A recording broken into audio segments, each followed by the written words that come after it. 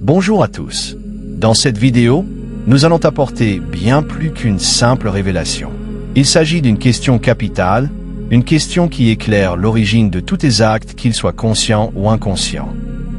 Je t'invite à rester jusqu'à la fin, car je vais te remettre une arme puissante, celle avec laquelle les grands hommes contrôlent ce monde. À partir de ce moment, je te laisse découvrir les différentes étapes qui constituent notre voyage. 1. Là où tout commence, la racine invisible de tes pensées, de tes décisions et de ton destin. 2. Le voile secret qui recouvre ton inconscient et façonne tes habitudes sans que tu ne t'en aperçoives. 3. L'instant où tes croyances deviennent des chaînes ou des clés. 4. L'autre soi qui, dans le silence, te parle et influence chacune de tes victoires comme chacune de tes défaites. 5. Le lien mystérieux entre ton désir et les forces qui gouvernent ce monde. 6. Les ordres intérieurs que tu ignores, mais que tu obéis chaque jour comme un serviteur endormi. 7. La révélation de la porte cachée que seuls les chercheurs intrépides osent franchir. 8. La voix subtile qui, si tu l'écoutes, peut t'élever vers ton véritable pouvoir. 9. Le moment où la question ultime se dévoile, celle qui décide si tu resteras prisonnier ou si tu prendras enfin la maîtrise de ta vie. Et enfin, le fameux trésor. Alors, assieds-toi confortablement, le voyage commence. Écoute et garde ces paroles dans le silence de ton cœur. Il existe en toi une force que la plupart des hommes ignorent, une rivière souterraine qui traverse tes os, ton sang et ton esprit. Cette force, c'est ton énergie sexuelle. Elle n'est pas une simple pulsion charnelle, ni une tentation de la chair. Elle est l'essence conductrice, la racine même de ton être. C'est elle qui, en secret, relie ton souffle à la flamme de l'infini. Comprends bien, l'énergie sexuelle n'est pas qu'un désir d'union avec l'autre. Elle est un code sacré, une vibration première. La semence à partir de laquelle se déploie toute ta vie, qu'elle soit visible ou invisible. Elle est ce feu mystérieux qui peut t'élever ou te consumer, selon l'usage que tu en fais. Si tu la dissipes, elle s'éteint comme une lampe abandonnée dans le vent, et avec elle s'éteint la clarté de ton esprit. Mais si tu la gardes, si tu la transmutes, alors elle devient la clé qui ouvre la porte du royaume caché en toi, le royaume de ton autre soi. Cet autre soi, c'est ton double intérieur, ton être éternel, celui qui vit au-delà des apparences. Lui seul connaît la route de ton âme. Lui seul voit l'invisible. Mais il n'apparaît pas à l'œil de chair.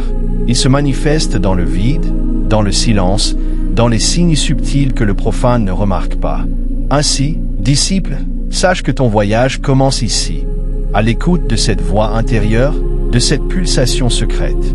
Car l'énergie sexuelle est le fil conducteur qui te relie à ton essence immortelle. Elle est le pont entre ton corps et ton esprit, entre ton être physique et ton être divin. Écoute encore, ton autre soi ne dort jamais. Il agit déjà en toi, parfois sans que tu en sois conscient. Chaque fois que ton intuition t'arrête avant le danger, chaque fois qu'un regard étranger te reconnaît sans raison, chaque fois qu'un lieu se tait lorsque tu y entres, c'est lui, ton autre soi, qui agit. 1. Là où tout commence, la racine invisible de tes pensées, de tes décisions et de ton destin. L'énergie sexuelle est le commencement de ton être. Elle est l'étincelle qui a uni la semence et l'ovule, qui a sculpté ta chair, qui a tracé tes veines et formé tes os.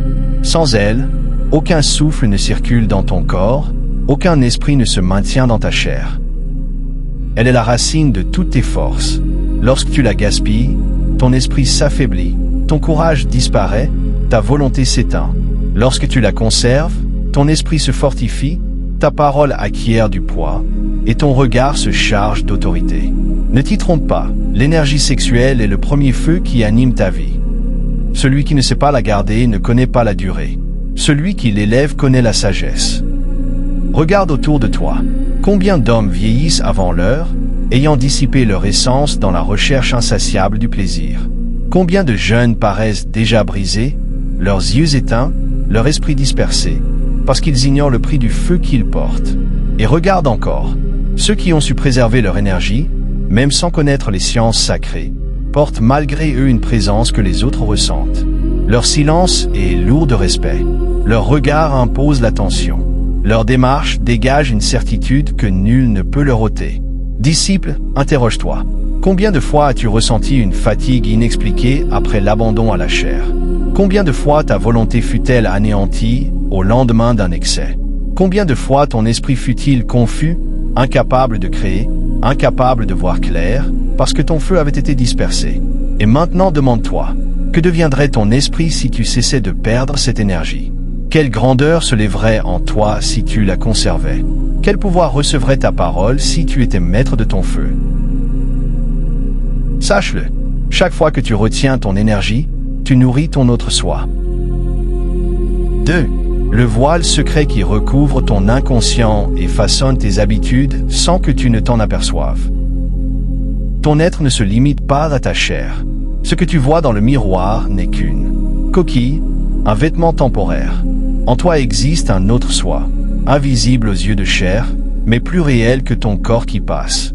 Cet autre soi est le gardien de ton chemin. Il est la part immortelle de ton être. Il réside dans le silence et se manifeste par des signes que les foules ignorent. Lorsque tu es guidé par une intuition soudaine, c'est lui. Lorsque ton cœur presse un danger avant que tes yeux ne le voient, c'est lui. Lorsque ton esprit reçoit une idée lumineuse qui change ta vie, c'est encore lui.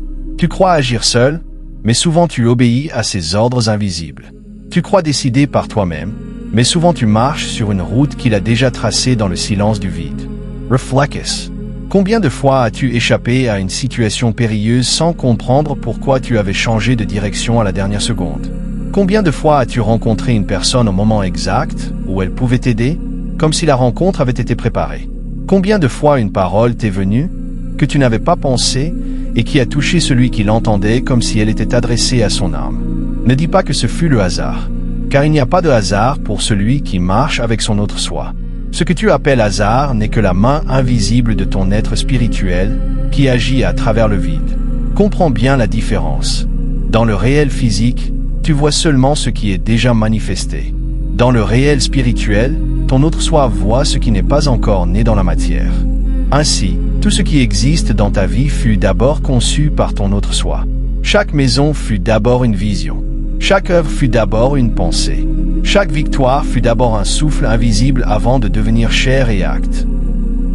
Si l'homme n'est pas seulement chair, mais traversé par un principe plus vaste que lui-même, alors il faut aller plus loin encore et pénétrer ce territoire interdit que la plupart redoutent. Le psychique profond, ce lieu où l'humain cesse d'être un simple individu pour devenir un point de passage. Car l'erreur fondamentale de l'homme moderne n'est pas d'ignorer le spirituel, mais de croire que sa conscience lui appartient entièrement.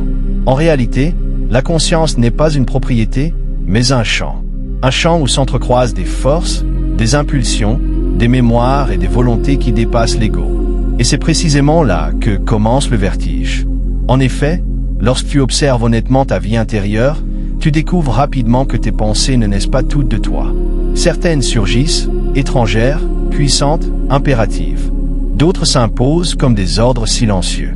D'autres encore te traversent comme si elles venaient d'un lieu où le temps n'existe pas. Déjà, Socrate parlait de son démon, cette voix intérieure qui ne lui disait jamais quoi faire, mais l'empêchait d'agir lorsqu'il s'éloignait de sa voix. Et il affirmait, « Ce n'est pas moi qui pense, c'est quelque chose en moi qui m'arrête. » Ainsi, dès l'Antiquité, l'homme conscient savait qu'il n'était pas seul dans sa propre maison. Cependant, pour comprendre cette réalité, il faut renoncer à une illusion rassurante, celle du contrôle total. L'ego aime croire qu'il décide, qu'il choisit, qu'il domine.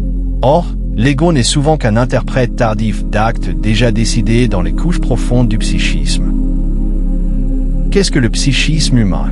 Le psychisme humain est l'ensemble des processus mentaux qui permettent à l'homme de penser, ressentir, décider et agir. Il ne se limite pas au cerveau seul, mais résulte de l'interaction entre le cerveau, le corps, l'expérience vécue et l'environnement. Il est organisé en plusieurs niveaux. Le conscient, c'est la partie visible du psychisme. Elle regroupe les pensées volontaires, la réflexion logique, le langage et les décisions dont nous avons conscience. Son rôle est l'analyse et l'adaptation sociale, mais il ne traite qu'une petite fraction des informations réelles. Le subconscient, ou préconcis, il contient les automatismes, les habitudes, les compétences apprises et les réactions rapides. Il permet d'agir efficacement sans effort conscient, marcher, conduire, reconnaître des visages. L'inconscient personnel. Il rassemble les souvenirs refoulés, les émotions non résolues, les peurs et les désirs cachés. Même invisible à la conscience, il influence fortement les comportements et les choix. Le système émotionnel, cerveau limbique. Il joue un rôle central dans la prise de décision. Les émotions précèdent souvent la raison et orientent les choix, que la conscience justifie ensuite. Les structures profondes, inconscient collectif, archétypes. Selon Jung, il existe des schémas universels qui influencent les rêves, les mythes et certains comportements humains fondamentaux. Les neurosciences montrent que le cerveau initie les décisions avant que la conscience en ait connaissance, ce qui signifie que l'homme n'est pas totalement maître de ses choix conscients. Le psychisme humain est complexe, largement inconscient et guidé par des forces internes profondes. Comprendre sa structure permet de gagner en lucidité, en maîtrise de soi et en compréhension de son propre fonctionnement intérieur. Et c'est ici que le secret le plus ancien, le plus redouté, le plus déformé entre en jeu, l'énergie sexuelle. Car l'énergie sexuelle n'est pas simplement une pulsion biologique destinée à la reproduction ou au plaisir. Elle est la matière brute de la conscience. Elle est le feu primordial qui, lorsqu'il n'est pas dissipé, se transforme en vision, en intuition, en puissance intérieure. Toutes les traditions sérieuses l'ont su. En Inde, on l'appelait Kundalini. En Chine, Jing. Dans l'hermétisme, le feu secret. Dans le christianisme mystique, la force transmutée de l'âme. Pourquoi crois-tu que les initiés, les moines, les sages, les guerriers sacrés, imposaient la maîtrise du désir charnel? Non par haine du corps, mais par compréhension de l'énergie.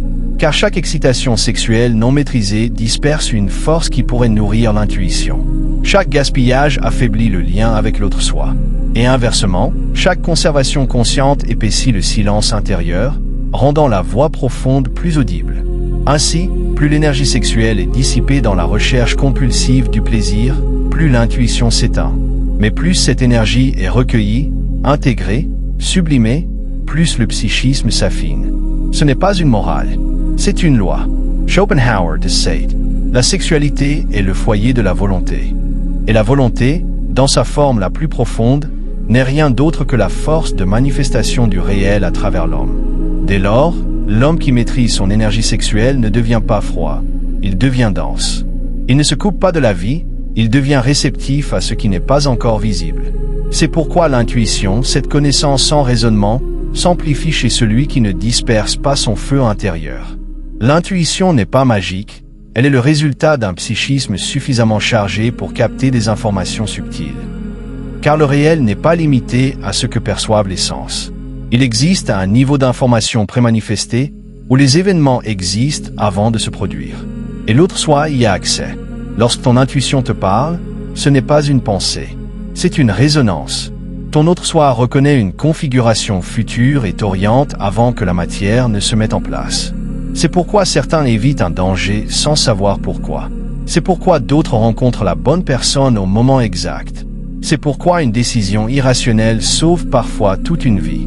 Kierkegaard, un jour, a affirmé « La vie ne se comprend qu'en regardant en arrière, mais elle se vit en regardant en avant. » Or, ce regard en avant n'est pas celui de l'intellect, c'est celui de l'autre soi. Mais attention, plus tu renforces cette connexion, plus tu t'éloignes de la foule. Car la foule vit dans la dispersion énergétique. Elle confond excitation et vitalité, agitation et puissance. Elle fuit le silence, car le silence révèle la vérité intérieure. Celui qui écoute son autre soi devient étranger aux logiques communes. Il agit différemment, il parle moins, il voit plus. Et surtout, il comprend que la liberté véritable n'est pas de faire ce que l'on veut, mais de devenir suffisamment conscient pour laisser agir ce qui est plus grand que soi. C'est pourquoi les textes initiatiques parlent toujours de mort symbolique. Mort de l'ego dispersé, mort de l'homme animal, naissance de l'homme intérieur. Cette transformation n'est ni douce ni confortable. Elle exige discipline, solitude, renoncement temporaire. Mais elle offre en échange quelque chose que rien ne peut acheter, la souveraineté intérieure. Car lorsque l'autre soi règne, la peur diminue. La confusion se dissipe. Le hasard disparaît. Et l'homme cesse d'être un jouet des circonstances pour devenir un axe autour duquel les événements s'organisent. 3. L'instant où tes croyances deviennent des chaînes ou des clés. Il existe une porte en toi. Elle ne s'ouvre ni par la force de tes mains, ni par l'intelligence de ton esprit seul. Elle s'ouvre par un code, que peu d'hommes découvrent et que seuls les vigilants savent garder. Ce code sacré est inscrit dans ton énergie sexuelle. Il est la vibration première de ton être, le mot silencieux qui relie ton corps à ton esprit à ton âme à l'infini. Celui qui gaspille son énergie ignore ce code. Celui qui la garde l'entend résonner en lui comme une clé qui cherche sa serrure. Lorsque tu élèves ton feu intérieur, tu actives ce code. Lorsque tu refuses la dissipation, tu l'entends frapper dans ton silence. Lorsque tu transmutes ton désir en volonté, tu vois cette porte s'ouvrir lentement devant toi. Ne crois pas que le code soit écrit dans des livres. Ne crois pas qu'il puisse être révélé par des mots extérieurs. Il n'est révélé que par ton expérience, par ta fidélité à ton autre soi. Car chaque retenue est une syllabe de ce code. Chaque victoire sur l'instinct est une lettre ajoutée à son alphabet. Chaque instant de vigilance ajoute une note à la mélodie qui ouvre la porte. Interroge-toi, disciple. Combien de fois as-tu senti dans ton silence une paix qui dépassait toute compréhension? Combien de fois, après avoir résisté à ton désir, as-tu ressenti une clarté nouvelle dans ton esprit? Combien de fois une simple prière, un souffle, une discipline, t'ont-ils donné plus de force qu'une multitude de plaisirs? Sache-le, ces moments ne sont pas des coïncidences. Ils sont des fragments du code. Ton autre soi te les envoie pour t'enseigner le chemin. Et retiens ceci. Celui qui garde l'énergie de sa semence porte en lui la clé de cette porte. Celui qui la gaspille ne trouvera jamais le code. Car le mot sacré ne se donne pas à ceux qui ignorent leur trésor. Ce que tu vas entendre n'est pas une opinion, ni une motivation passagère. C'est une clé de compréhension du fonctionnement humain que beaucoup ignorent, non par manque d'intelligence, mais par manque de discipline. Sénèque avait l'habitude de dire « La plupart des hommes vivent comme s'ils allaient vivre toujours, et se comportent comme s'ils ne vivaient jamais vraiment. » Ce que nous allons aborder ici touche à la racine de tes décisions, à l'origine de ta force ou de ton épuisement, à la cause invisible de ton succès ou de ton échec. Si tu lis distraitement, tu perdras ton temps. Si tu lis avec attention, ta manière de te voir et d'agir commencera à changer. 1. Le code n'est pas mystique. Il est fonctionnel. Quand on parle de code intérieur, il ne s'agit pas d'un symbole flou.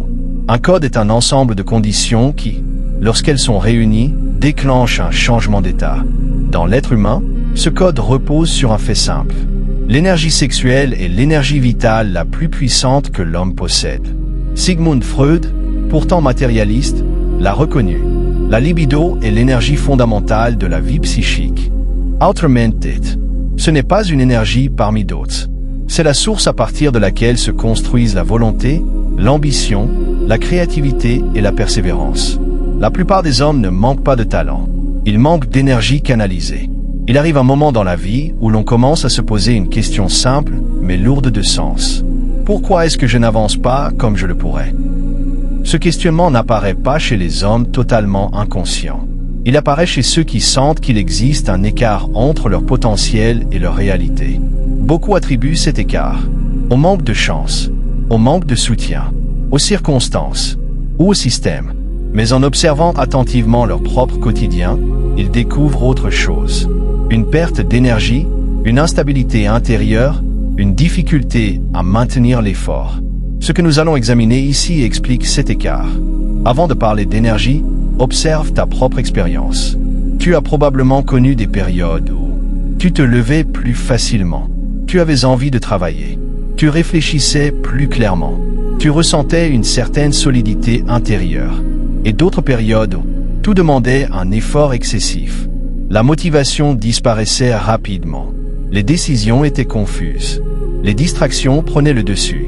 Par exemple, imaginons un étudiant qui commence un semestre avec de bonnes intentions. Les premières semaines, il est concentré, discipliné, il étudie régulièrement. Puis, progressivement, il se laisse aller à la dispersion. Excès de stimulation, fatigue mentale, perte de rythme. Résultat, il ne comprend pas pourquoi, à capacité égale, ses performances chutent. Ce n'est pas une question d'intelligence. C'est une question de gestion interne. Dans la réalité, l'énergie sexuelle se manifeste rarement de façon consciente. Elle s'exprime à travers l'envie, l'agitation, la recherche de plaisir, l'impatience, Je vais te dire ce que c'est le code dont je parle. Mais, avant, écoute ceci. Il arrive parfois que tu rentres chez toi après une journée moyenne. Tu n'es ni épuisé physiquement, ni incapable de travailler. Pourtant, tu te diriges automatiquement vers des stimulations faciles. Après cela, tu ressens une baisse de tonus, une fatigue mentale, et parfois même une forme de vide. Ce que tu vis n'est pas un échec moral. C'est un effet mécanique. Quand l'énergie sexuelle est dissipée sans direction, elle laisse derrière elle moins de force pour penser, décider. Maintenant, débloquer le code, ce que cela signifie concrètement. Débloquer ce code ne veut pas dire réprimer ou haïr le désir. Le stoïcisme ne combat pas la nature, il commence par la maîtrise de soi. Voici ce que signifie réellement débloquer le code. Touche 1, reconnaître la valeur de ton énergie. Tu cesses de la traiter comme un simple plaisir immédiat. Tu la considères comme un capital. 2. Pratique la retenue progressive. La retenue n'est pas absolue au départ. Elle est graduelle. Platon, lui, il disait simplement « Celui qui se vainc lui-même est le plus grand des conquérants ». L'objectif n'est pas la performance, mais la stabilité mentale. Il faut apprendre à la transmuter, pas à l'accumuler. L'énergie non utilisée doit circuler. Pour y arriver, il te suffit d'effectuer des activités physiques régulièrement, des travaux intellectuels profonds. Pratiquez le silence quotidien, mais agissez puissamment. Faites des respirations conscientes. Lorsque vous sentez le besoin sexuel vous envahir, aspirez, remplissez vos poumons d'oxygène puis inspirez doucement, avec tendresse et douceur. Reprenez ce mouvement plusieurs fois en contractant votre périnée, comme lorsque vous poussez une éjaculation et imaginez une lumière. Je vais donner un secret. Ce geste est une solution efficace contre l'éjaculation précoce. En pratiquant cela sur 90 jours, vous réduisez votre faiblesse sexuelle et vous serez à l'abri de l'éjaculation rapide. Pour cela, Nietzsche notait « Il faut porter en soi un chaos pour enfanter une étoile dansante. Le chaos sans direction détruit. Le chaos discipliné crée. » Aujourd'hui, éclairons un peu le fait que la plupart échouent progressivement. La majorité échoue pour une raison simple. Elle cherche la révélation sans accepter la discipline. Or, comme le disait Aristote, nous sommes ce que nous faisons de manière répétée. L'excellence n'est donc pas un acte, mais une habitude. Le code ne se révèle pas dans l'excitation. Il se révèle dans la constance silencieuse. Chaque jour de maîtrise. Renforce ton autorité intérieure. Modifie lentement ta vision du monde. Tu ne deviens pas mystique. Tu deviens lucide. La majorité abandonne quand les résultats ne sont pas immédiats. L'excitation disparaît. La discipline devient silencieuse. Mais toi, tu es différent de celui qui abandonne. Tu es différent de celui qui échoue parce que n'est plus la même personne. Tu dois comprendre une chose. Le stoïcisme n'idéalise pas l'homme. Il le responsabilise. Le stoïcisme n'enseigne pas la suppression des désirs. Il éduque la hiérarchie. Tout ce qui n'est pas maîtrisé finit par commander. Exemple, un homme décide de se remettre en forme ou de lancer un projet. Les premiers jours, il est déterminé. Mais au moindre inconfort, il cède à ses habitudes anciennes. Non parce qu'il est faible, mais parce que son énergie n'a jamais appris à obéir. La maîtrise n'est pas innée. Elle s'entraîne. Pour Marc Aurèle, ne perds plus de temps à discuter de ce que doit être un homme bon. Soy senun. Le véritable changement ne vient pas de ce que tu comprends, mais de ce que tu appliques malgré l'inconfort. Tant que l'énergie est perçue comme banale, elle est gaspillée. Ne cherche pas à changer ton comportement immédiatement. Commence par observer les effets de tes actes. La retenue progressive mène à la maîtrise. L'homme qui se contient, cet homme ne réagit pas. Il décide. Il ne s'explose jamais de colère. Il contrôle ses émotions. À partir d'aujourd'hui, sois cet homme. Et si tu as aimé cette objection, rentre dans commentaires et mets un cœur pour montrer ton engagement. Cela m'aide beaucoup à continuer. N'hésite pas aussi à t'abonner à ma chaîne pour ne pas me manquer une prochaine fois. Enfin, mets une pouce bleu et merci d'avance. Nous pouvons continuer. D'ici, une vérité sobre est que l'énergie sexuelle n'est ni sale ni sacrée par elle-même. Elle est puissance. Celui qui la gaspille vit en réaction. Celui qui la maîtrise vit en direction. Le code n'est pas un secret caché. C'est une loi intérieure que peu acceptent de respecter. Et comme toute loi naturelle, elle ne punit pas, elle corrige. Cette révélation ne s'arrête pas ici. Ce que tu viens de recevoir n'est qu'un commencement. Le chemin continue. Et il se dévoilera pas à pas. Reste connecté. Abonne-toi. Active la cloche. Like et partage cette vidéo. Afin que d'autres puissent, eux aussi, entendre l'appel. Nous nous retrouverons dans la prochaine vidéo pour poursuivre ce voyage intérieur.